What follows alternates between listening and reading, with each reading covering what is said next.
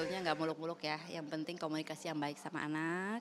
Terus kedisiplinan juga harus tetap dijalani, diterapkan. Dan paling tidak buat aku harus ada bonding. Harus punya waktu yang berkualitas sama dia sehingga dia merasa diinginkan, disayang. Eh, Keberadaan orang tua itu penting untuk tumbuh kembang anak. Kalau Kak Andi bonding time seperti apa sih kalau sama Kylie? Bonding time-nya gimana nggak bonding time? Aku 24 jam sama dia. Kurang bonding time apa lagi? Kalau lesnya apa segala itu selalu aku yang nganterin gitu. Kalau misalnya pergi sekolah, bapaknya kan yang antar. Tapi nanti pulang sekolah aku yang jemput. Terus ya karena aku kan memang lagi bener-bener full time mom ya. Jadi lagi menikmati banget. Orang selalu bertanya, kenapa ini banget sih, kenapa nggak syuting lagi, ini apa segala. Tapi buat aku, insya Allah kalau rezeki bisa dicari ya. Tapi waktu usia mereka ini, keberadaan mereka itu nggak akan kembali lagi gitu. Jadi ya aku nikmatin aja segala kecapeannya, kelelahannya, kekesalannya, tapi kebahagiaannya semua harus nikmatin. Tantangannya Berantem. susah dibilangin ya. Tapi ya mau aja lah, semua anak pasti begitu. Ada waktu-waktunya mereka rebel kan. Gitu karena itu adalah namanya seni komunikasi. Ada untuk anak bicara dengan ibunya. Hanya bagaimana kita menerapkan bahwa ada hal-hal yang kamu kalau bicara sama orang tua tuh harus seperti apa gitu.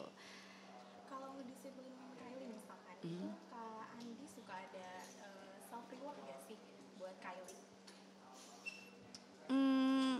Nggak ada sih, karena buat aku disiplin itu tidak perlu dihadiahkan karena itu akan menjadi milik dia kalau dia nanti sampai besar dia mempunyai karakter yang baik karena berawal dari disiplin yang benar.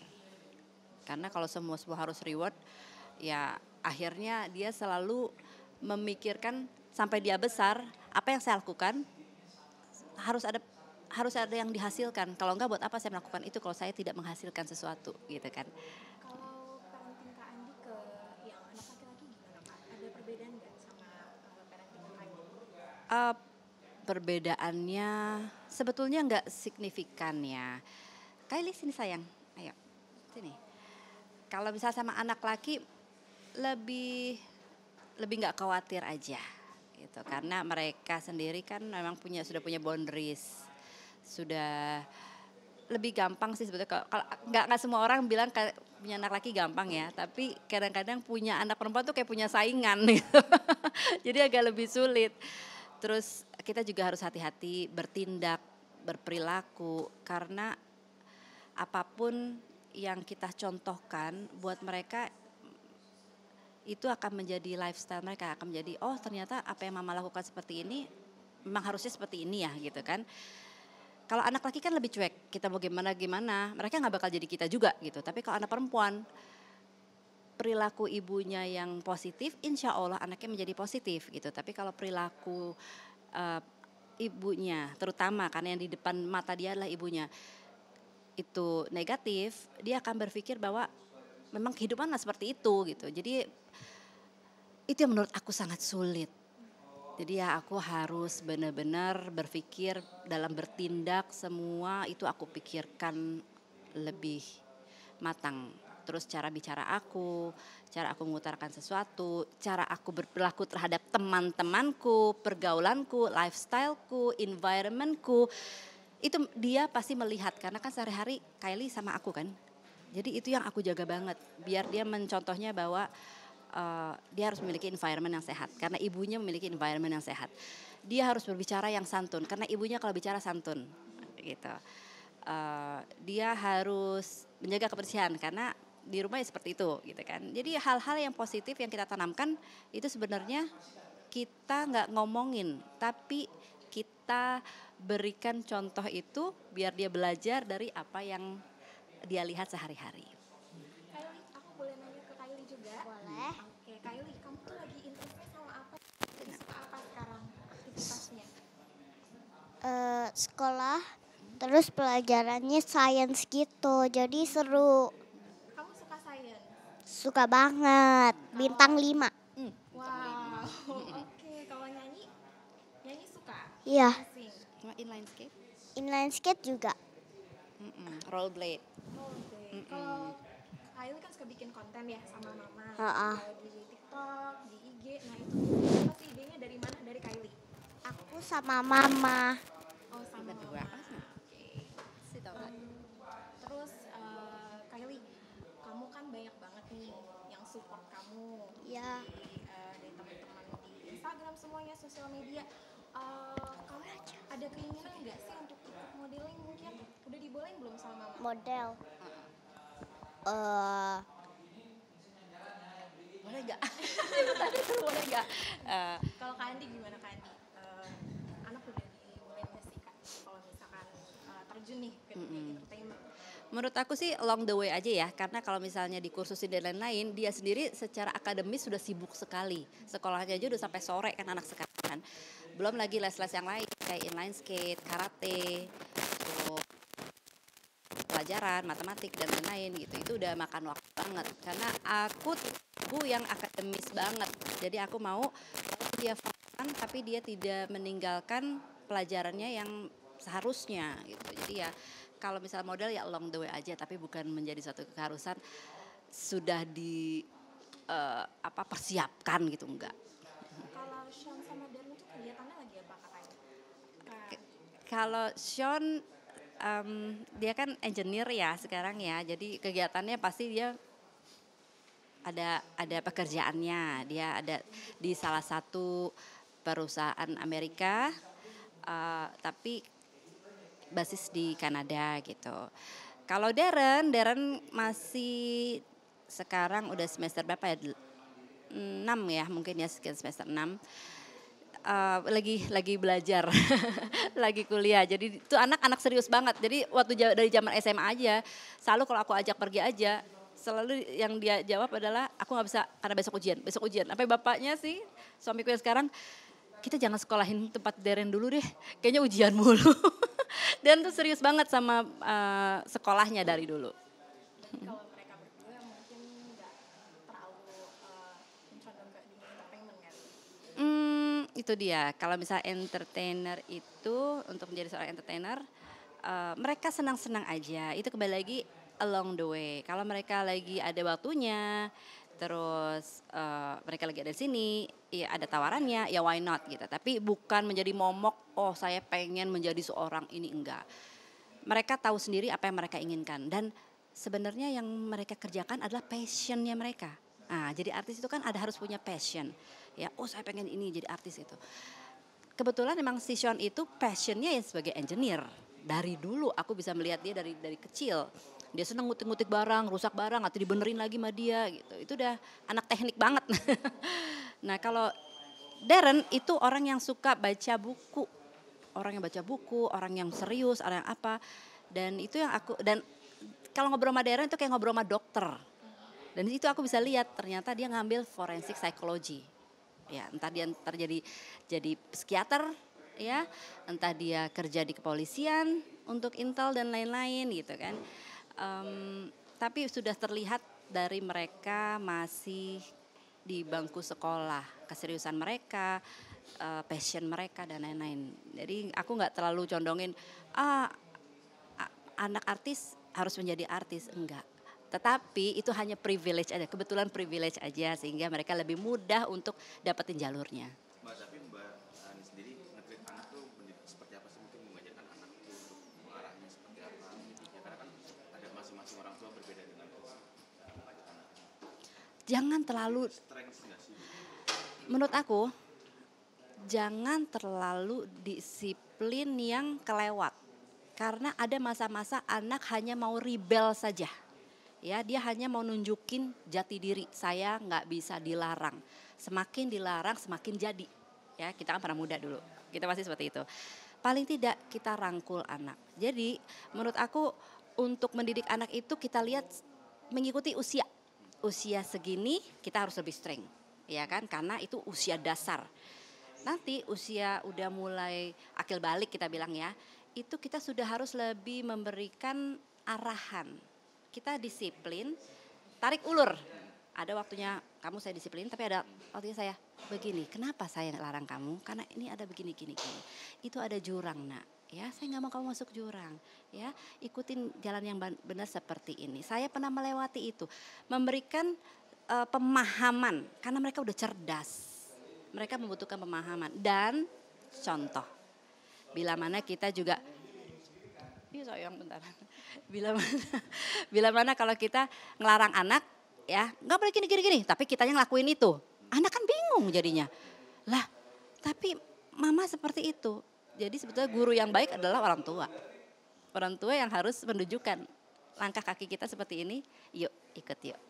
Gitu. Tapi di satu momen ini guys, maksudnya dalam arti kan sempat kan Sean itu kan diterjunkan ke dunia entertain dan akhirnya dia memilih untuk jadi akademis.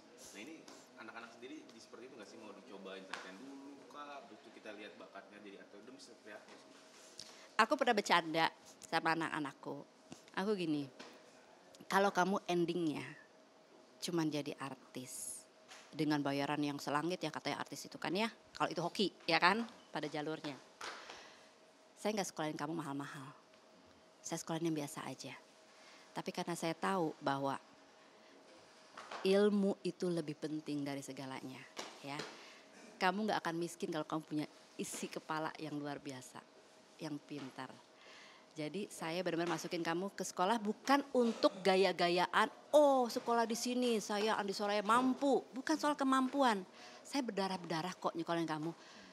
Hari ini saya bisa bayar, semester depan belum tentu saya bisa bayar. Segila itu saya. Tapi sebenarnya saya tahu suatu hari itu terbayarkan dengan apa? Saya melihat anak-anak saya dengan goalsnya yang dia inginkan gitu. Jadi menurut saya akademis itu adalah hal-hal yang memang pengorbanan orang tua. Karena keinginan yang saya pernah mau seperti itu loh. Cuman saya punya jalur sendiri ya. Kamu punya kesempatan, kenapa nggak kamu ambil? Kesempatan ada, uang ada, go. Mungkin selebriti di zaman yang mungkin Mbak Andi ya, ini banyak juga kan mereka yang sudah punya anak dan itu lebih memikirkan akademisnya nih Mbak. Dari Mbak sendiri apa sih Mbak yang mungkin dipikirkan, karena kan yang kita tahu kan biasanya kalau anak artis tuh jalurnya harus jadi artis lagi. Nah sekarang berbeda gitu loh Mbak, maksudnya banyak beberapa selebriti yang di tahun-tahun dulu tuh mengarahkan anaknya untuk lebih ke akademis gitu, kayak Mbak Andi sendiri, karena ya mungkin melihat masa depan seperti apa. Sebetulnya nggak semua artis itu punya masa depan yang suram pas udah tuanya, belum tentu ya. Tapi kita tahu bahwa hokinya kami belum tentu menjadi hoki kamu, ya kan?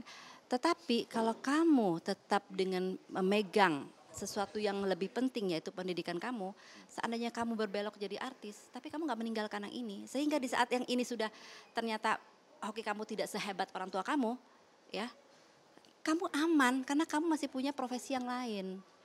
Itu sebetulnya kita sebagai artis yang sudah memikirkan masa depan anak gitu.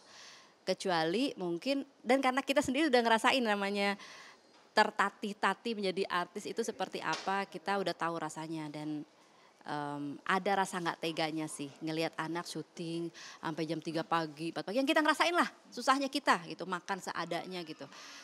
Lebih baik ya udah, umur nggak boleh stres, umur kamu bukan waktu cari uang, umur kamu adalah bebas menjadi mahasiswa, jadi pelajar, stresnya cuma mikirin skripsi atau pekerjaan rumah dan lain-lain, udah itu PR dan lain-lain, udah itu tugas kamu.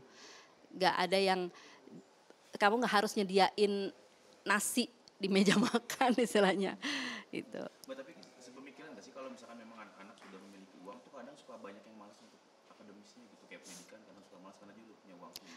Aku setuju seperti itu. Itu yang sering aku lihat dari beberapa teman-teman aku yang anak-anaknya sudah dari dini itu terjun di dunia entertainment. Akhirnya mereka merasa bahwa ya udah nggak ada passion lagi untuk pendidikan. Ngapain kuliah lagi? Ini sementara ketika dia syuting satu episode dia bisa dapat puluhan juta. Ya kan? Dan kalau profesi mau dia seorang engineer pun dia akan mulai dari 25 juta per bulannya. Ya kan, dia mulai dari bawah gitu kan. Ya mereka melihat itu akhirnya berhitung. Sementara ilmu kan nggak berhitung. beda hitungannya gitu. Bukan, aku rasa mereka bukan males ya, tapi ya berhitungnya itu. Kalau saya bisa dapetin sekian, kenapa saya harus melewati bidang ini? Saya udah dapet kok privilege-nya. Tapi kalau ditanya sebagai orang tua, aku ya, anaknya apa sekarang Jeng? Sekarang apa?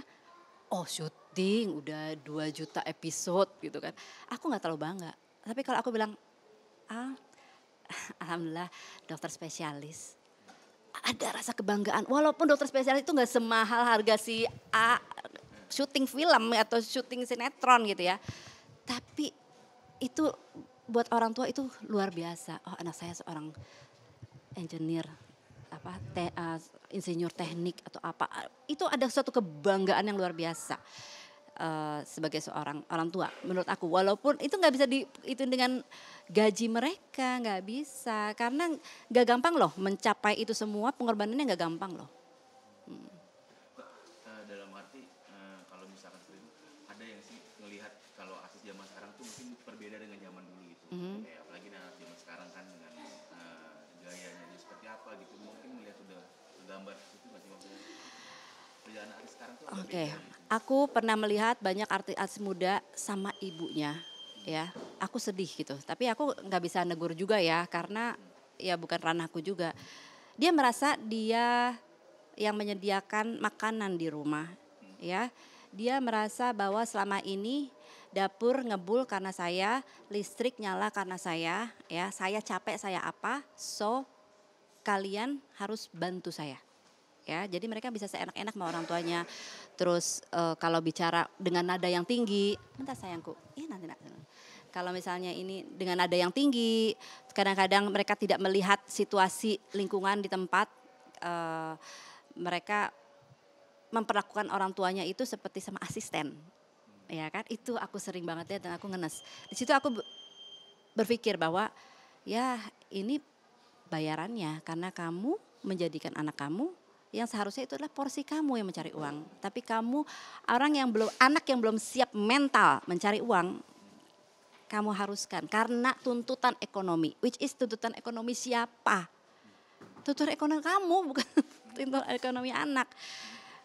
Dan sebetulnya passionnya orang tua yang anak gue jadi artis. Yang penting anak gue di TV, anak gue kebetulan cakep, bapaknya seorang apa, mungkin kawin sama bule, kawin sama orang ini, orang itu, anaknya kebetulan jadi cakep, ya kan? Akhirnya apa? Jadi modal buat ya. Itu aku sering lihat. Nah, kalau gitu ya jangan salahkan kalau nanti suatu hari mereka rebel. Karena mereka ngerasa dari kecil mereka udah cari uang, mereka capek. Pas udah besar, orang tuanya ngelarang, lu gini-gini, jangan keluar-keluar. Gua mau pacaran sama siapa, gua mau nginep di rumah siapa, gua gak pulang, gua apa. Nggak usah ngatur gue, yang penting tiap bulan udah dapet duit. Beres kan? Dan itu aku langsung tidak akan terjadi sama aku, nggak ada. Sampai sekarang pun anakku udah bisa cari duit sendiri, nggak ada yang kurang ajar seperti itu. Kenapa? Aku nggak pernah yang namanya memposisikan anak menjadi orang tua. Tetap adalah anak, aku adalah orang tua. Segala kesulitan kehidupan itu milik aku, bukan milik anak. Nah, banyak netizen sebut cara mendidik Mbak Andi ini banyak jadi contoh gitu, anak-anak yang dicontoh lebih penuh pendidikan, jadi orang tua yang benar-benar nggak harus yang tadi Mbak bilang kan jadi uang buat sendiri gitu. Seperti apa tanggapannya? Jadi contoh para netizen untuk mengurus anak itu di posisi Mbak Andi ya, yang selebriti gitu. Menurut aku mungkin banyak sekali selebriti yang seperti aku, hanya tidak tercuat. Aku sendiri terus terang ya, aku sangat mengagumi Yunik Priscilla. Aku sendiri sering ketemu si Yunik Priscilla dan aku melihat bahwa dia mendidik 2 anaknya luar biasa. Anak-anaknya anak yang baik, satu juga sekarang lagi syuting, apa segala, tapi tidak pernah kita dengar hal yang negatif tentang anak-anaknya. Ya, dia single parent. Sebetulnya artis-artis seperti itu ya kita harus berikan jempol. Mereka tetap dekat sama anak. Anak-anak tahu kehidupan orang tuanya seperti apa, tapi nggak ada yang kurang ajar. Anak-anaknya juga anak-anak yang cerdas gitu. Dan aku sering ngobrol sama Yunik ya, dan memang kita sama. Kita orangnya yang ngerangkul anak, kita tetap posisikan sebagai teman, tapi saya tetap ibu kamu. Kamu tetap anak saya yang harus ikut dengan aturan-aturan yang ada gitu. Dan kembali lagi, orang tua adalah contoh terbaik untuk anak. Nah, kayak di saat aku sudah mulai, anak-anakku saat itu ya Shondera sudah mulai gede, di situ aku sudah mulai cooling down. Makanya banyak orang yang bilang, Andi Sore sekarang udah berubah ya gara-gara sama si ini. Nggak ada sama si itu, sama si ini, nggak ada. Aku berubah karena aku ingin berubah. Berubahnya apa? Anak udah makin gede, dunia teknologi ini semakin luar biasa, mereka bisa mengakses dengan mudah. Dan apapun keburukan aku, ya, aku bisa terima. Tapi kalau itu nanti terlempar ke anakku, kesian mentalnya. Jadi aku ingin mereka punya mental yang sehat. Mereka bisa hidup dan besar menjadi seorang anak-anak yang bebas. Bebas dari dosa orang tua gitu loh, ya kan? Jadi ya udah, di saat anak-anakku udah mulai gede, aku udah mulai ya udah, that's it.